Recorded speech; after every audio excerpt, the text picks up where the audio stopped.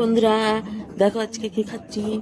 এখানে আছে শাক ভাত, আর আছে শসা, পেঁয়াজ, এখানে আছে মাংস, তো এই যে আলু, সব কিছু খাচ্ছি। এখানে আছে মাটন ছাট, মাটনের ছাট আছে, এখানে আছে টক, বড়া, এই যে বড়া খাচ্ছি বন্ধুরা, আর এই যে ভাত খাচ্ছি।